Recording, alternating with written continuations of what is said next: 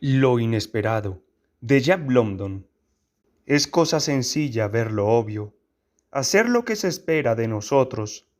La vida humana tiende más a ser estática que a ser dinámica, y la civilización convierte esta tendencia en una fuerza en la que solo se ve lo evidente y lo inesperado raras veces sucede. Sin embargo, cuando finalmente pasa algo inesperado, y es lo bastante importante, quienes no están preparados desaparecen. No ven lo que no es obvio. Son incapaces de hacer algo imprevisible, de adaptar sus vidas, que circulan por raíles bien definidos, a otras vías. En definitiva, cuando llegan al final de su carril, mueren. Pero, por otro lado, tenemos a quienes se esfuerzan en sobrevivir, los individuos aptos que se escapan del dominio de lo obvio y lo esperado y adoptan su vida a extrañas vías con las que topan por casualidad o a las que se ven forzados a entrar. Edith Wheatley era una de estas personas. Había nacido en una zona rural de Inglaterra donde la vida se desarrollaba al dictado de las costumbres invariables, y lo inesperado era tan inesperado que, cuando sucedía, se consideraba casi una inmoralidad. Entró a servir pronto y, también al dictado de las costumbres invariables, ascendió y se convirtió en doncella de una dama.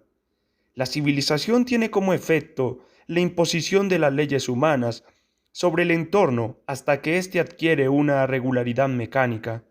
Lo desagradable se elimina, lo inevitable se prevé. La lluvia no moja, ni la helada enfría. En tanto que la muerte, en lugar de acecharnos de modo horrible y fortuito, se convierte en un espectáculo previsto que se desliza por una vía ensangrentada en dirección al panteón familiar, donde se mantienen libres de óxido las bisagras y continuamente se limpia el polvo del aire. Tal era el entorno de Edith Wheatley. No sucedía nada. Apenas pudo considerarse un suceso que, a la edad de 25 años, acompañara a su señora a un viaje a los Estados Unidos. La vía se limitó a cambiar de dirección, pero seguía siendo el mismo rail bien engrasado.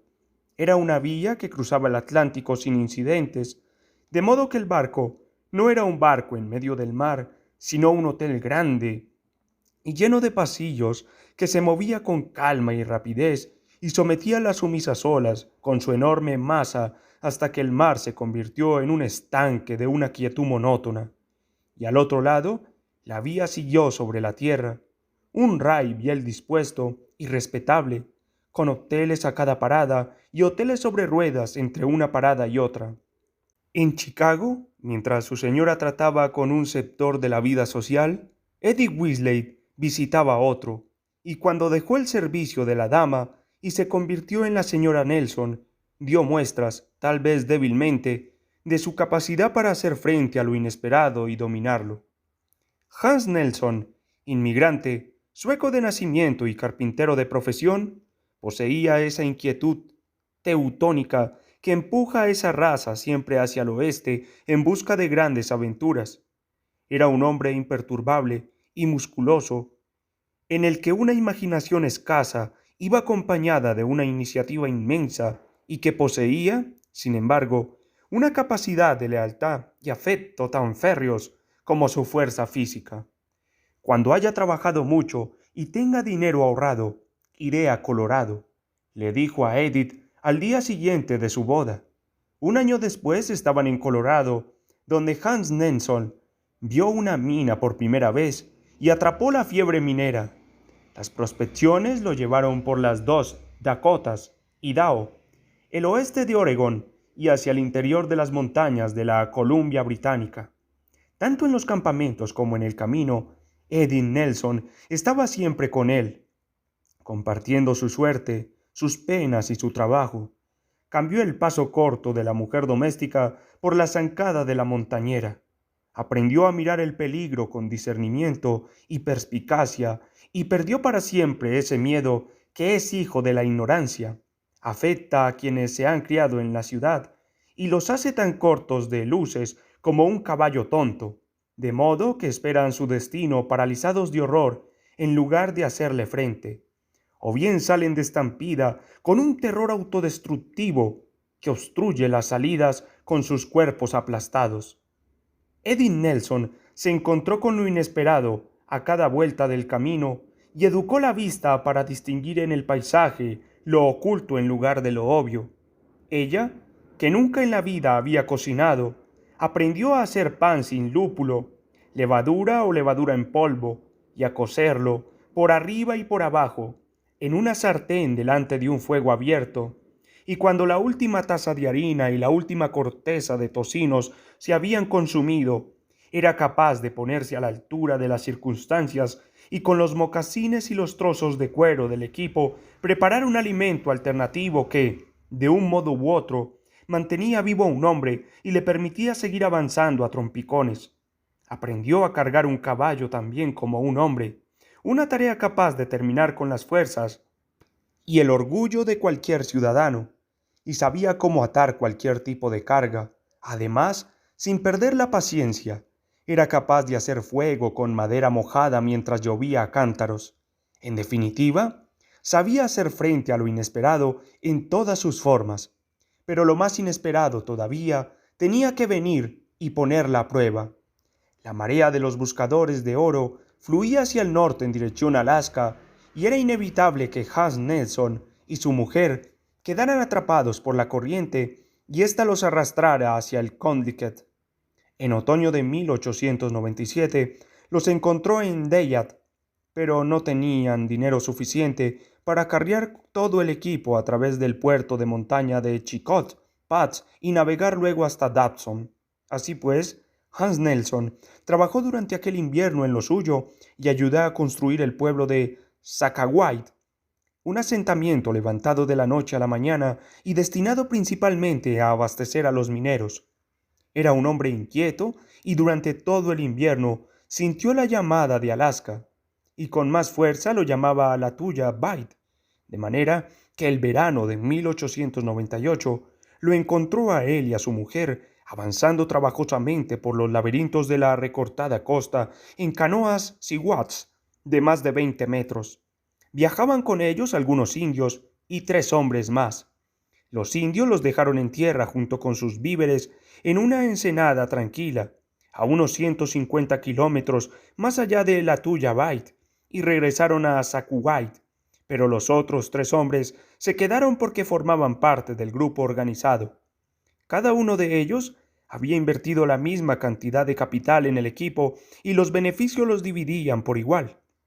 Eddie Nelson se ocuparía de cocinar para el grupo, de modo que le correspondería la misma parte que a un hombre. Empezaron por cortar unas picias y construir una cabaña con 3 habitaciones.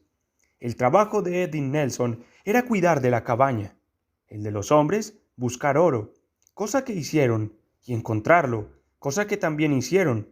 No fue un hallazgo repentino, pero tras muchas horas de duro trabajo filtrando las arenas de un placer, este rendía a cada uno de los hombres entre 15 y 20 dólares diarios. El breve verano de Alaska se extendió un poco más allá de lo habitual y aprovecharon la ocasión para retrasar el regreso de Skagway hasta el último momento. Y entonces fue demasiado tarde. Habían acordado con la docena de indios locales que lo recogerían al paso del viaje que hacían todos los otoños a lo largo de la costa para comerciar. Los iguaces habían esperado a los blancos hasta las tantas y después partieron. El grupo no tenía otra alternativa que aguardar a que apareciera alguien por casualidad y pudiera llevarlos. Mientras tanto, limpiaron su concesión y almacenaron leña. Los últimos días cálidos de otoño habían caído en un estado de ensoñación cuando de repente llegó el invierno, brusco como un toque de clarín. Llegó en una sola noche y los mineros se despertaron rodeados del aullido del viento, el azote de la nieve y el hielo en el agua. Una tormenta siguió a la otra, y entre tempestades se imponía el silencio, roto únicamente por el estallido de las olas en la desolada costa, donde la sal pulverizada formaba un ribete blanco y helado. Todo iba bien en la cabaña. El polvo de oro tenía un valor aproximado de unos $8,000, de modo que no podían por menos de estar contentos. Los hombres fabricaban raquetas de nieve, Cazaban carne para la despensa y durante las largas noches jugaban interminables partidas de cartas. Ahora que habían dejado de buscar oro, Edith Nelson dejó el cuidado del fuego y la limpieza de los platos a los hombres mientras ella le zurcía los calcetines y le remendaba la ropa. No había protestas, peleas ni pequeñas riñas en la cabaña, y con frecuencia se felicitaban por lo bien que se llevaban. Hans Nelson era un hombre impasible, de carácter fácil, mientras que Edith había conseguido ya tiempo atrás la admiración sin límites de su marido por su capacidad para llevarse bien con todo el mundo. Harkett, un tejano alto y desgarbado, era de una cordialidad inusual en una persona de un talante tan taciturno, y mientras nadie contradijera su teoría de que el oro crecía, era bastante sociable.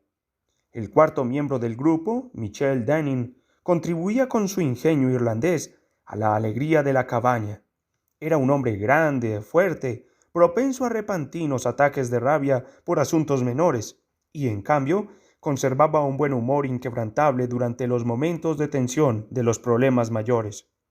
El quinto y último miembro, Dutchit, era voluntariamente el bufón del grupo. Incluso se esforzaba por suscitar risas a su costa para mantener un ambiente cordial. Su objetivo principal en la vida parecía ser el de provocar las risas ajenas. Ni una pelea seria había alterado la serenidad del grupo, y en aquel momento, cuando cada uno podía mostrar $1,600 ganados en un breve verano de trabajo, reinaba el espíritu de la prosperidad satisfecha y bien alimentada. Y de repente ocurrió lo inesperado.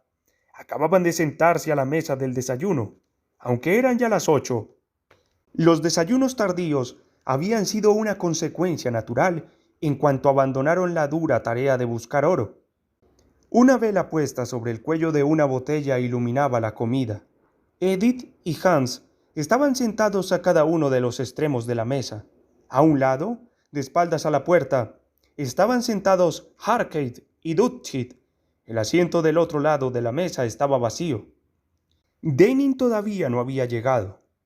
Hans Nelson miró la silla vacía, negó con la cabeza lentamente y con ganas de gastar una broma dijo: «Siempre es el primero para comer. ¡Qué cosa tan rara!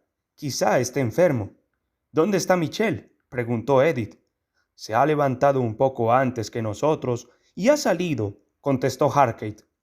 Dutchit sonrió con expresión traviesa, simuló conocer el motivo de la ausencia de Denning y adoptó un aire misterioso mientras los demás le pedían más información. Edith, tras echar un vistazo a la habitación de los hombres, regresó a la mesa. Hans la miró y ella negó con la cabeza. «Nunca había llegado tarde a comer», observó ella. «No puedo entenderlo», dijo Hans. «Si come como una fiera». «¡Qué desastre!», dijo Dutchit, moviendo la cabeza. Empezaron a bromear sobre la ausencia de su amigo. «¡Qué pena tan grande!», añadió Dutchit. «¿Qué?», preguntaron a coro. «Pobre Michael», respondió en tono fúnebre. «Bueno, ¿qué le pasa a Michel?», preguntó Harkett. «Ya no tiene hambre», gimió Dutchit. «Ha perdido el apetito. No le gusta la manduca». «No lo parece, visto cómo se pone de comida hasta las orejas», señaló Harkett. «Lo hace solo para ser educado con la señora Nelson», replicó Dutchit rápidamente. Ya sé. Es una verdadera pena. ¿Por qué no está aquí? ¿Por qué ha salido? ¿Por qué ha salido? Para estimular el apetito. ¿Cómo estimula el apetito? Anda descalzo en la nieve. Claro, así es como la gente rica va a buscar el apetito cuando se le escapa. Michelle tiene $1,600. Es gente rica. No tiene apetito. Por eso, va a buscar su apetito. Abrid la puerta y veréis sus huellas en la nieve. Pero no veréis su apetito. Ese es su problema. Cuando encuentre el apetito lo atrapará y vendrá a desayunar. Se echaron a reír al oír las tonterías de Dutchit. El sonido de las risas apenas se había extinguido cuando se abrió la puerta y entró Denning. Todos se volvieron para mirarlo. Llevaba una escopeta. Mientras lo miraban, la alzó hasta el hombro y disparó 2 veces. Al primer disparo, Dutchit se derrumbó sobre la mesa. volcó el vaso de café y su cabello amarillo se humedeció en el plato de gachas. La frente, que aplastaba el extremo más cercano del plato, lo levantaba hasta dejarlo en un ángulo de 45 grados. Harkade se puso en pie de un brinco y el segundo tiro lo dejó tendido boca abajo sobre el suelo mientras de su garganta borboteaba un «Dios mío» moribundo. Aquello fue lo inesperado. Hans y Edith estaban atónitos. Siguieron sentados a la mesa con el cuerpo tenso, los ojos fascinados y fijos en el asesino.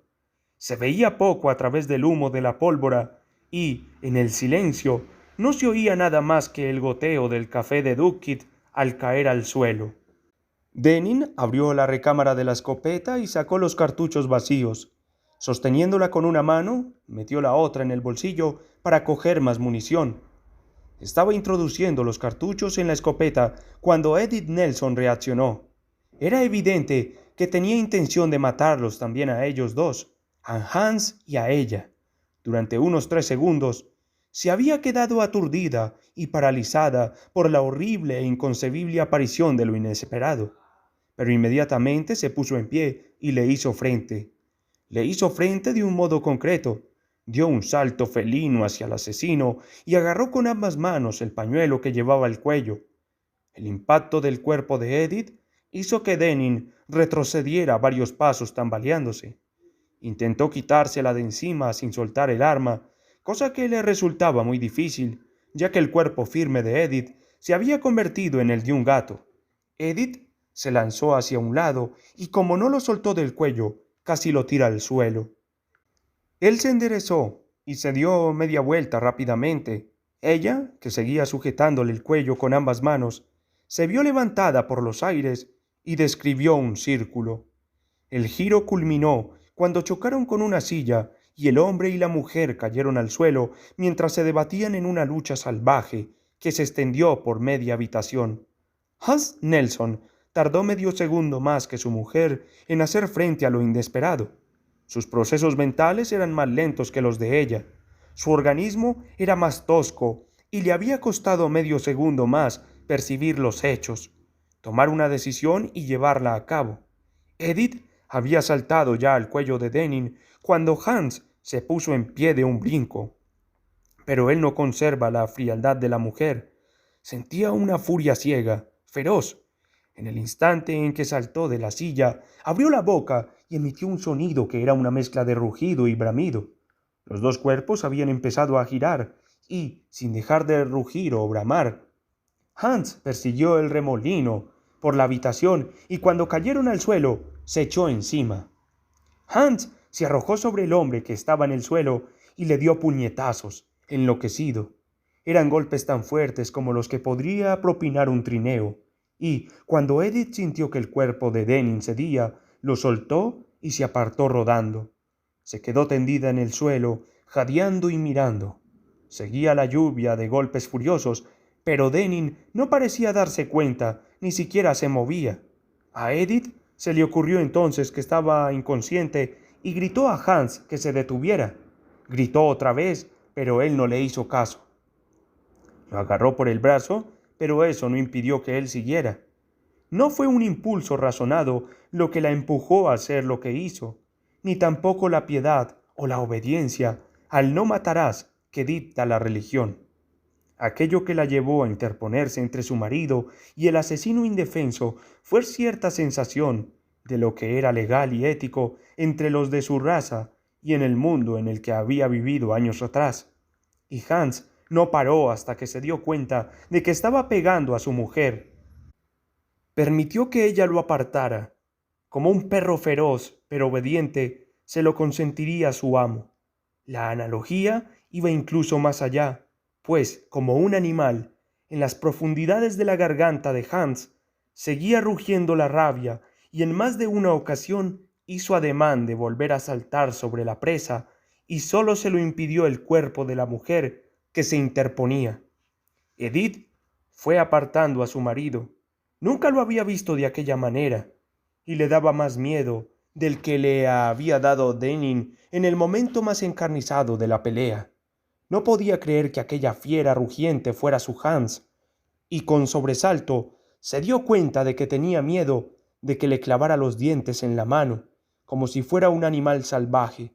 Durante unos segundos, Hans se movió inquieto de un lado a otro, debatiéndose entre el temor a hacer daño a Edith y la obsesión por volver al ataque. Pero ella, decidida, siguió interponiéndose hasta que Hans fue recuperando la razón y cedió. Se pusieron en pie con fuerza. Hans retrocedió, tambaleándose, hasta apoyarse en la pared. Su rostro se contraía y su garganta siguió emitiendo un rumor profundo y continuo durante unos segundos más, hasta que al final cesó. Había llegado el momento de reaccionar. Edith permaneció en pie en el centro de la habitación, retorciéndose las manos, jadeando y respirando entrecortadamente, temblando con todo el cuerpo. Hans tenía la vista perdida, pero los ojos de Edith iban de un lugar a otro frenéticamente, de detalle en detalle, observando lo sucedido. Dennin no se movía. A su lado había una silla a patas arriba, empujada por el loco remolino. A medias, bajo el cuerpo de Dennin, quedaba la escopeta, todavía abierta por la recámara. De su mano derecha asomaban los dos cartuchos que no habían conseguido meter en el arma que había mantenido sujeta hasta que perdió el sentido. Harkit estaba tendido en el suelo, boca abajo, ahí donde había caído, mientras Dutchit estaba echado sobre la mesa y tenía la manta de rubio pelo enterrada en el plato de gachas, que seguía inclinado en un ángulo de 45 grados. El plato ladeado la tenía fascinada. ¿Por qué no se caía? Era ridículo. No estaba en la naturaleza de las cosas que un plato de gachas se levantara sobre una mesa, aunque hubieran asesinado a un hombre o dos. Edith miró otra vez a Dennin, pero sus ojos regresaron al plato inclinado. Era tan ridículo. Sintió un impulso histérico de echarse a reír. Entonces advirtió el silencio y el deseo de que sucediera algo le hizo olvidar el plato. El monótono goteo del café de la mesa al suelo subrayaba el silencio. ¿Por qué Hans no hacía nada? ¿Por qué no decía nada? Lo miró y cuando estaba a punto de hablar, descubrió que la lengua se negaba a obedecerla. Le dolía la garganta y tenía la boca seca y pastosa. Solo podía mirar a Hans, el cual, a su vez, la miraba a ella. De repente, un ruido metálico rompió el silencio. Edith gritó y miró la mesa rápidamente. El plato se había caído. Hans suspiró como si despertara de un sueño. El sonido del plato los había llevado a un mundo nuevo. La cabaña era un ejemplo del mundo nuevo en el que a partir de aquel momento debían vivir y desenvolverse. La vieja cabaña había desaparecido para siempre. La vida que tenían por delante era totalmente nueva y extraña. Lo inesperado había actuado como un pase mágico y había cambiado la perspectiva, había hecho malabarismos con los valores y había mezclado lo real con lo irreal en una confusión que los dejaba perplejos. «¡Dios mío! ¡Hans!», fue lo primero que dijo Edith. Hans no contestó, pero la miró con horror. Lentamente recorrió la habitación con la mirada y advirtió por primera vez los detalles. Después se puso la gorra y se dirigió hacia la puerta. «¿A dónde vas?», preguntó Edith, llena de aprensión. Hans tenía la mano en el tirador de la puerta y se dio media vuelta para contestar. «A cavar unas tumbas». «No me dejes, Hans». Miró toda la habitación. «¿Con esto?». «Hay que cavar las tumbas en algún momento», dijo. «¿Pero sabes cuántas hay que cavar?», objetó ella con desesperación. Advirtió que Hans estaba indeciso y añadió: «Además, voy contigo y te ayudo». Hans retrocedió hasta la mesa y sopló la vela con un gesto mecánico. Entre los dos hicieron el examen. Harkett y Dutchit estaban muertos, espantosamente muertos debido a que les había disparado a una distancia muy corta. Hans se negó a acercarse a Dennin y Edith se vio obligada a llevar esa parte de la investigación por sí misma. «No está muerto», dijo Hans. Hans se acercó y miró al asesino. «¿Qué dices?», preguntó Edith, al oír que la garganta de su marido producía un rumor inarticulado. «He dicho que es una pena que no esté muerto, maldita sea», respondió. Edith estaba inclinándose sobre el cuerpo. «Déjalo», ordenó Hans, severo, con voz extraña. Edith lo miró con alarma repentina. Hans había cogido el arma que Dennin había dejado caer y estaba metiendo los cartuchos. «¿Qué vas a hacer?», gritó ella, incorporándose rápidamente. Hans no contestó, pero Edith vio que se llevaba el arma al hombro. Edith agarró el cañón y lo apartó. «Déjame en paz», exclamó él con voz ronca. Hans intentó que soltara el arma, pero Edith se acercó y se aferró a él. «Hans, Hans, despierta», exclamó. «No seas loco». «Ha matado a Duckett y a Harkade», fue la respuesta de su marido. «Y voy a matarlo». «Pero eso está mal», objetó ella.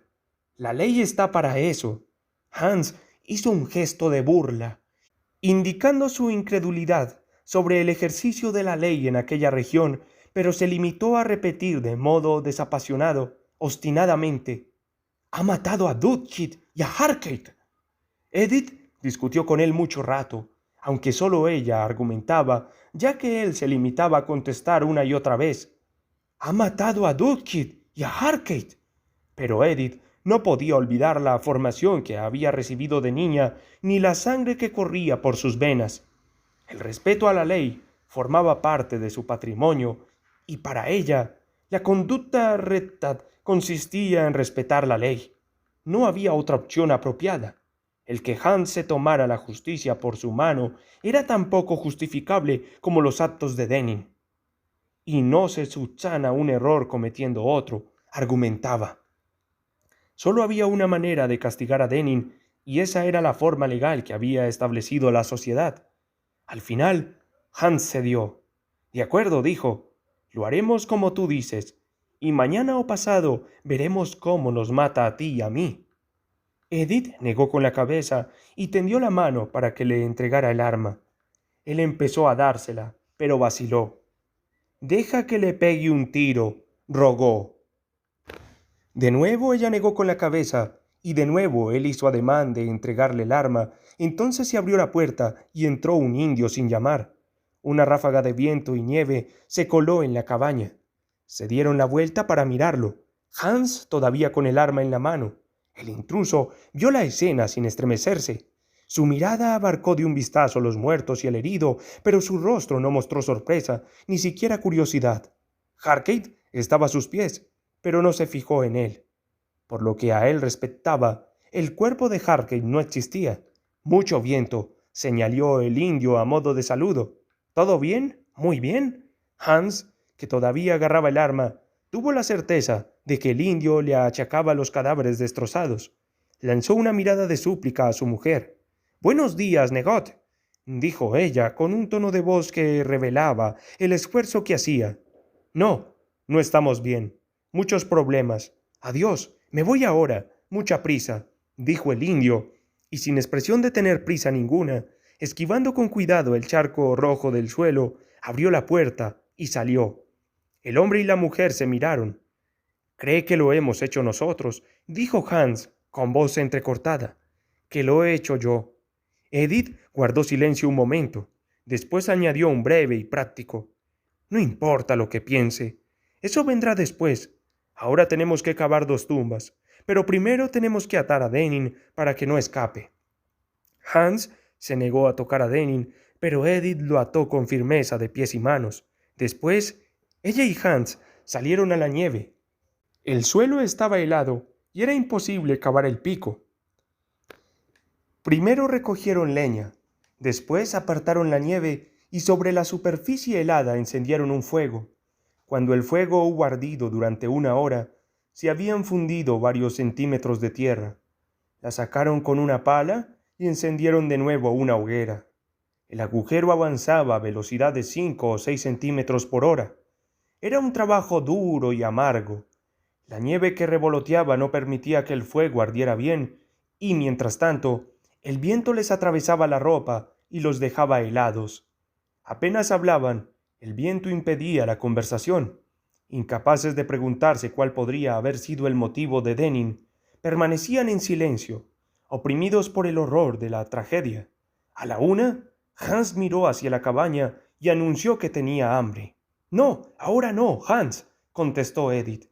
No puedo entrar sola en la cabaña tal como está y preparar la comida. A las 2, Hans se ofreció a entrar con ella, pero Edith lo hizo seguir, y a las 4, las fosas estaban terminadas.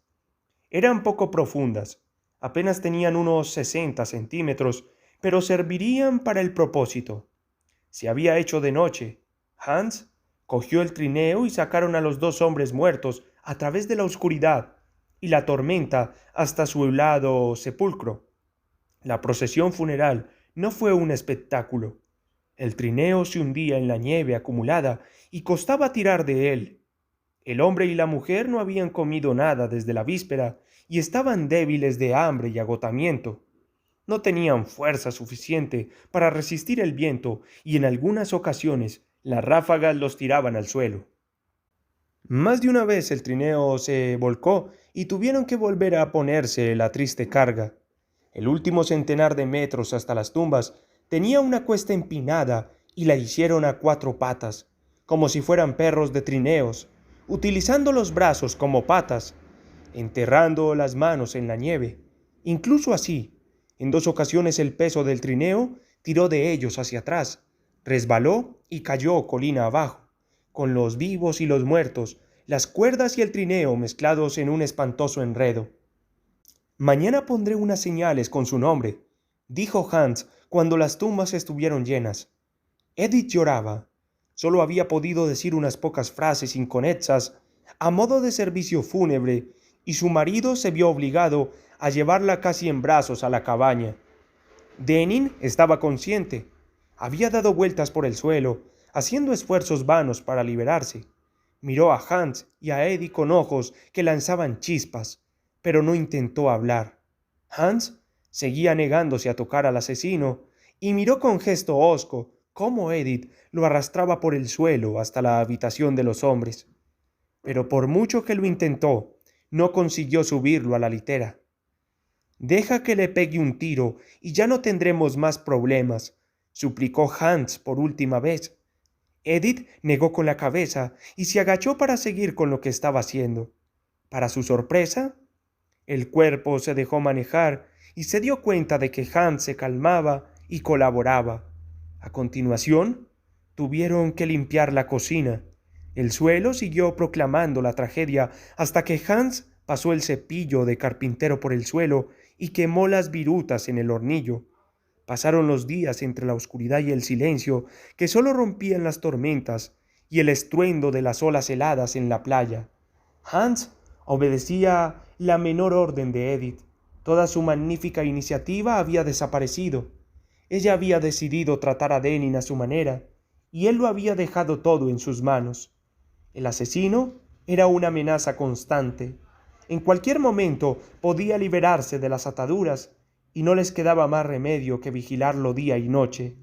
El hombre o la mujer estaban siempre sentados a su lado, sosteniendo el arma cargada. Al principio, Edith intentó hacer turnos de 8 horas, pero la tensión continua era demasiado grande, de modo que pasaron a hacer turnos de 4 horas. Como tenían que dormir y también hacían guardia de noche, pasaban todos los ratos de vigilia custodiando a Denning. Apenas les quedaba tiempo para preparar las comidas y buscar leña. Desde la inoportuna visita de Negot, los indios habían evitado la cabaña. Edith hizo que Hans fuera hasta sus viviendas para pedirles que se llevaran a Denning costa abajo en canoa hasta la siguiente población o puerto comercial de los blancos, pero el viaje fue en vano. Así que Edith se desplazó personalmente y habló con Negot. Este era el jefe del pueblecito indio, era plenamente consciente de sus responsabilidades y le aclaró su política en pocas palabras. «Es un problema de blancos», dijo, «no es un problema de sihuaches. Si mi pueblo ayuda, será problema de sihuaches. Cuando los problemas de los blancos y los problemas de los sihuaches se mezclan y hay problemas, son problemas muy grandes que nadie entiende. Los problemas no son buenos. Mi gente no hace nada malo. ¿Por qué te iban a ayudar y tener problemas? De modo que Edith Nelson regresó a la terrible cabaña con sus turnos eternos de 4 horas. Algunas veces, cuando le tocaba a ella y se sentaba junto al prisionero con el arma cargada en el regazo, se le cerraban los ojos y daba cabezadas. Se despertaba siempre con un sobresalto, agarraba el arma y miraba rápidamente hacia él. Eran auténticos shots nerviosos y tenían sobre ella un efecto negativo. Temía tanto a aquel hombre que incluso cuando estaba completamente despierta, si él se movía bajo las mantas, no podía reprimir un sobresalto ni el gesto de buscar el arma rápidamente. Iba camino de sufrir una crisis nerviosa y lo sabía.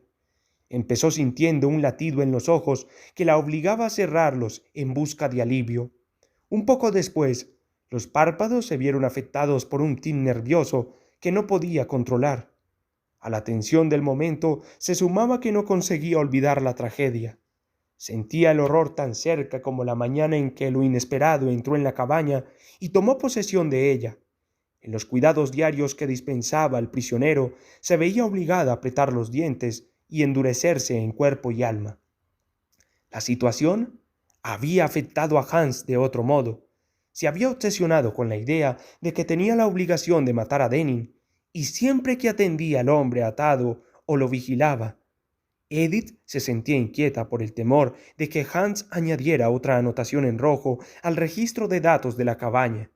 Hans lo maldecía con violencia y lo trataba con rudeza, aunque intentaba ocultar su obsesión homicida, y decía a su mujer: «Luego querrás que lo mate, y entonces yo no querré matarlo. Me pondría enfermo». Pero algunas veces, cuando no le tocaba estar de guardia, Edith entraba en la habitación sin hacer ruido y sorprendía a los dos hombres mirándose con ferocidad, como animales salvajes. En el rostro de Hans se veía el deseo de matar y en el de Denning la ferocidad bestial de una rata acorralada. «Hans», gritaba, «despierta». Y él volvía rápidamente a ser el de antes, sobresaltado y avergonzado y, sin embargo, incorregible. Así pues, Hans se convirtió en otro factor del problema que lo inesperado había planteado a Edith Nelson para que lo resolviera. Al principio, la cuestión era cuál podía ser la conducta correcta en relación con Denning, y una conducta correcta, tal como ella la concebía, consistía en mantenerlo prisionero hasta que pudieran entregarlo para que lo juzgara un tribunal competente. Pero ahí intervenía Hans, y Edith se daba cuenta de que su cordura y su salvación estaban en juego. Tampoco tardó en descubrir que su propia fuerza y resistencia se habían convertido en parte del problema. Estaba sucumbiendo a la tensión. El brazo izquierdo empezaba a tener tics involuntarios. La comida se le caía de la cuchara y no podía confiar en el brazo afectado. Imaginaba que sería una forma de baile de San Vito y temía el alcance que pudiera llegar a tener la enfermedad. ¿Y qué pasaría si se venía abajo? La posibilidad de que en la cabaña solo quedaran Dennis y Hans era un horror más. Al tercer día, Denning había empezado a hablar. Su primera pregunta había sido: «¿Qué vais a hacer conmigo?», y esa pregunta la repetía a diario varias veces. Y Edith siempre le contestaba que la ley se ocuparía de él. A su vez, ella le preguntaba todos los días: «¿Por qué lo hiciste?», a lo que él nunca contestaba.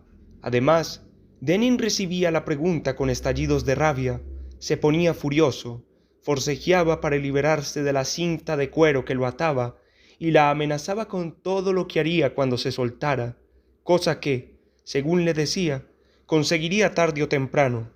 En esas ocasiones, Edith ponía el dedo en los dos gatillos del arma, dispuesta a enviarle una carga de plomo letal si se liberaba, temblando y palpitando, mareada de la tensión y el susto. Pero con el tiempo, Denning fue haciéndose más tratable. Edith tenía la sensación de que se estaba cansando de estar siempre tumbado. Empezó a rogarle que lo soltara. Le hacía promesas disparatadas. No les haría daño, se iría por la costa hacia el sur y se entregaría a los representantes de la ley. les daría la parte del oro que le correspondía. Se iría al rincón más alejado del territorio inexplorado y no volvería a aparecer en la civilización. Si lo liberaba, se suicidaría. Sus ruegos, por lo general, culminaban en un desvarío involuntario hasta que Edith pensaba que iba a darle un síncope. Con todo, ella seguía negando con la cabeza y no le concedía la libertad que él pedía tan apasionadamente. Pero las semanas pasaron y Denning iba acercándose cada vez más tratable y mientras tanto el hastío iba adueñándose de él. «Estoy cansado, tan cansado», murmuraba, moviendo la cabeza sobre la almohada como un niño malhumorado. Poco después empezó a rogar apasionadamente a Edith que le diera muerte, a suplicar que lo matara, a implorar a Hans que pusiera fin a aquel sufrimiento para que pudiera descansar por fin. La situación estaba haciéndose insostenible muy deprisa. El nerviosismo de Edith aumentaba y sabía que, de un momento a otro, le sobrevendría una crisis nerviosa. Ni siquiera podía descansar tranquilamente porque no la abandonaba el temor de que Hans cediera a su obsesión y matara a Denning mientras ella dormía. Aunque había llegado ya enero, faltaban meses para que una goleta dedicada al comercio entrara en la bahía. Además, como no habían tenido la intención de pasar todo el invierno en la cabaña, la comida se iba reduciendo y Hans no podía salir a cazar. Estaban encadenados a la cabaña por la necesidad de custodiar el prisionero. Había que hacer algo y Edith lo sabía. Se obligó a plantearse de nuevo el problema. No podía desaprenderse de la herencia de su raza, la ley de su sangre, en la que había sido educada. Sabía que, hiciera lo que hiciera, debía actuar conforme a la ley y, en las largas horas de vigilancia, con el arma sobre las rodillas, el asesino inquieto a su lado y las tormentas tronando en el exterior, hizo originales investigaciones sociológicas y meditó sobre la evolución de la ley. Dio en pensar que la ley no era nada más que el juicio y la voluntad de un grupo de personas. No importaba lo grande que fuera el grupo, había grupos de población muy pequeños, razonaba, como podría ser el caso de Suiza, y había grupos grandes como los Estados Unidos. Tampoco importaba lo pequeño que fuera. Un país podía estar integrado solo por 10.000 personas, y sin embargo, su juicio y su voluntad colectiva serían la ley de ese país, porque, entonces, 1.000 personas no podían constituir ese grupo. Se preguntaba, ¿y si podían formarlo 1.000, por qué no 100? ¿Por qué no 50? ¿Por qué no 5? ¿Por qué no 2? Estaba asustada por sus conclusiones y habló de todo ello con Hans.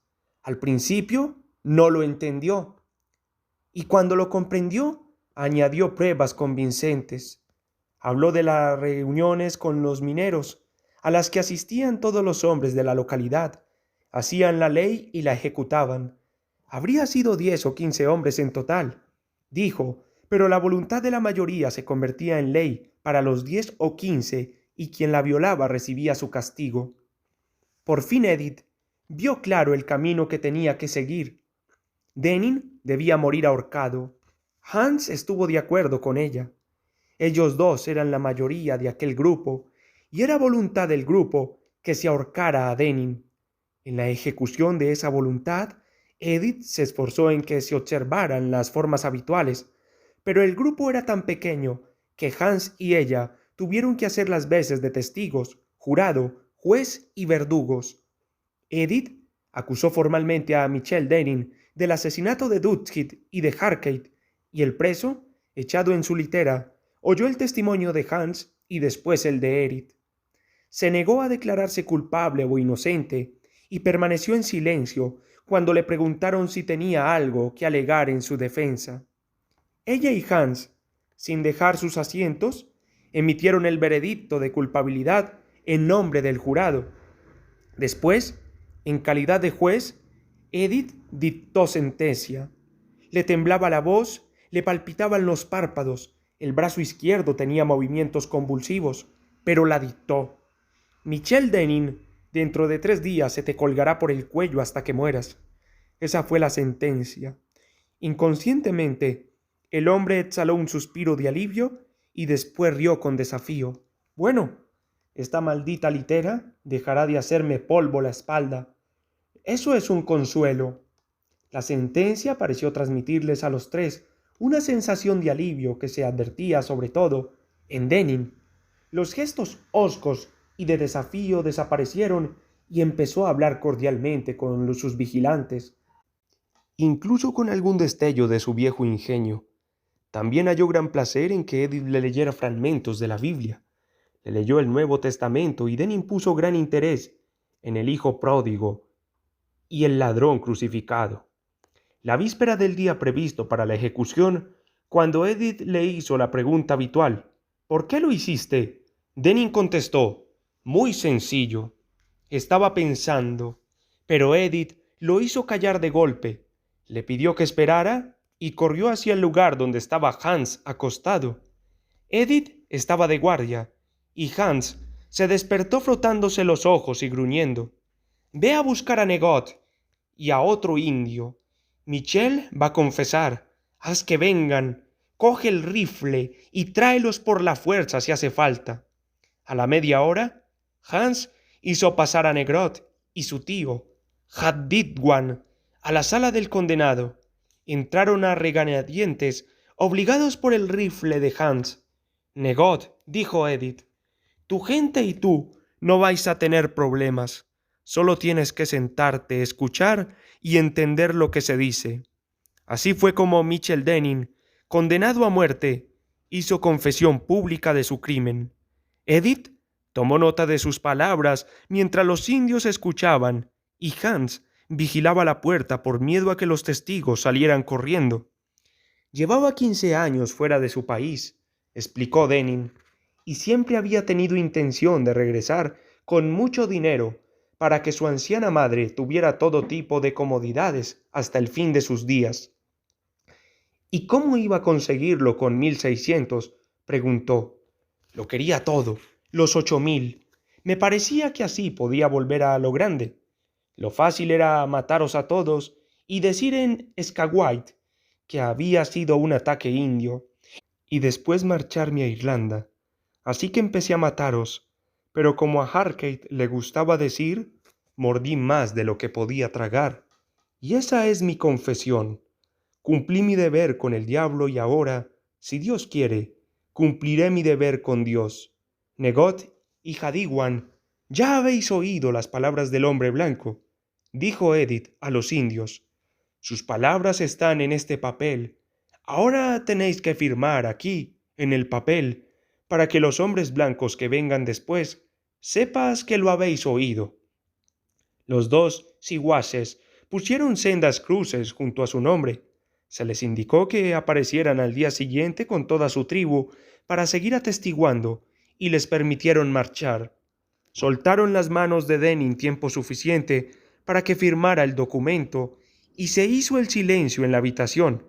Hans estaba inquieto y Edith se sentía incómoda. Denning estaba acostado boca arriba, contemplando el musgo que crecía en las grietas del techo. Y ahora cumpliré mis deberes con Dios, murmuró, y volvió la cabeza hacia Edith. Léeme algo del libro, dijo, y después añadió con una chispa de humor, quizá eso me ayude a olvidar este camastro. El día de la ejecución amaneció claro y frío. El termómetro marcaba 31 grados centígrados bajo cero y soplaba un viento helado que metía el frío a través de la ropa y la piel hasta los huesos. Por primera vez en muchas semanas, Denning se levantó. Sus músculos habían estado inactivos durante tanto tiempo y tenía tan poca costumbre de estar de pie que a duras penas se sostenía. Osciló hacia adelante y atrás, se tambaleó y se agarró a Edith con las manos atadas para no caer. ¡Qué mareado estoy!, rió débilmente. Al cabo de un momento dijo, me alegro de que esto haya terminado. Este maldito camastro me habría matado, estoy seguro. Cuando Edith le puso la gorra de piel en la cabeza y le bajó las orejas, se rió y dijo, ¿para qué lo haces? ¿Hace mucho frío afuera? contestó Edith. Y dentro de 10 minutos, ¿qué le importará al pobre Michel Denning una oreja helada más o menos?, preguntó. Edith había estado haciendo acopio de valor para soportar el último momento, y aquella observación fue un golpe contra su serenidad. Hasta entonces, todo había tenido un aire fantasmal, como si fuera un sueño, pero la realidad brutal de lo que acababa de decir le abrió los ojos con espanto a la realidad de lo que estaba sucediendo. El irlandés no dejó de advertirlo. «Siento haberte inquietado», dijo apesadumbrado. «No era esa mi intención. Es un gran día para Michel Denning y está contento como un pájaro». Empezó a silbar alegremente, pero el silbido se fue volviendo lúgubre y cesó. «Me gustaría que hubiera un sacerdote», dijo con anhelo, pero se apresuró a añadir: «aunque Michel Denning es todo un veterano que no echa de menos los lujos cuando se pone en camino. Estaba tan débil y tan poco acostumbrado a andar que cuando se abrió la puerta y salió, el viento casi lo tiró al suelo». Edith y Hans caminaron junto a Denning, uno a cada lado, y lo sostuvieron mientras él soltaba bromas e intentaba mantenerlos alegres. Solo se interrumpió en una ocasión durante tiempo suficiente para ponerse de acuerdo en que enviaran su parte del dinero a su madre en Irlanda. Subieron una pequeña colina y salieron a un espacio abierto situado entre árboles. Allí, rodeando solamente un barril puesto de pie sobre la nieve, estaban Negot y Handiwan y todos los siwases, hasta los perros y los niños. Habían ido a ver el modo en que el hombre blanco aplicaba la ley. Cerca había un hoyo que Hans había ido preparando con fuego en la tierra helada. Denning examinó los preparativos, advirtió la fosa, el barril, el grosor de la cuerda y el diámetro de la rama que sostenía la cuerda. «Ni yo mismo lo habría hecho mejor para ti, Hans». Rió con estrépito su broma, pero el rostro de Hans parecía helado en un gesto hosco y espectral que sólo las trompetas del juicio final podrían haber alterado. Además, Hans se sentía muy mal. Hasta el momento no se había dado cuenta de la barbaridad que suponía borrar de este mundo a un congénere. Edith, en cambio, se había dado cuenta, pero eso no lo hacía más fácil. No sabía si podría contenerse durante el tiempo suficiente para resistirlo. Sentía impulsos constantes de gritar, chillar, dejarse caer en la nieve, taparse los ojos con las manos, darse la vuelta y salir corriendo hacia el bosque, hacia cualquier lugar, bien lejos. Solo mediante un esfuerzo supremo consiguió mantenerse en pie, seguir adelante y hacer lo que tenía que hacer. Y en mitad de todo aquello, agradeció a Denning la ayuda que les estaba prestando. «Échame una mano», dijo Denning a Hans, y consiguió subirse al barril con su asistencia. Se inclinó para que Edith le pusiera bien la soga en torno al cuello. Después se enderezó mientras Hans tensaba la cuerda por encima de la rama. «Michel Denning, ¿tienes algo que decir?», preguntó Edith a su pesar, con voz clara y temblorosa. Denning movió los pies sobre el barril, bajó la vista con timidez, como un hombre que va a hablar en público por primera vez, y se aclaró la garganta. «Me alegro de que todo haya pasado», dijo. «Me habéis tratado como a un cristiano y os agradezco vuestra amabilidad». «Entonces, que Dios te acoja como pecador arrepentido», dijo ella. «Sí», contestó él, y su voz grave respondió a la débil voz de Edith. «Que Dios me reciba, pecador arrepentido». «Adiós, Michel», exclamó Edith con voz desesperada. Edith se echó con todo su peso sobre el barril, pero éste no se volcó. «Hans, rápido, ayúdame», gritó débilmente. Sentía que se le escapaban las últimas fuerzas y que el barril se resistía. Hans se acercó deprisa y el barril salió de debajo de los pies de Michel Denning. Edith se dio la vuelta con los dedos dentro de las orejas y se echó a reír con voz estridente, aguda, metálica. Hans quedó impresionado, como no lo había estado durante toda la tragedia. Edith sufría una crisis nerviosa Incluso en pleno ataque de histeria, se daba cuenta y se alegraba de haber podido aguantar hasta el final. Avanzó tambaleándose hacia Hans. «Llévame a la cabaña, Hans», consiguió decir, «y déjame descansar, descansar, descansar». Rodeada por el brazo de Hans, que sostenía su peso y dirigía sus pasos indefensos, Edith se alejó por la nieve. Pero los indios se quedaron solamente para contemplar la materialización de la ley del hombre blanco que obligaba a un hombre a bailar en el aire.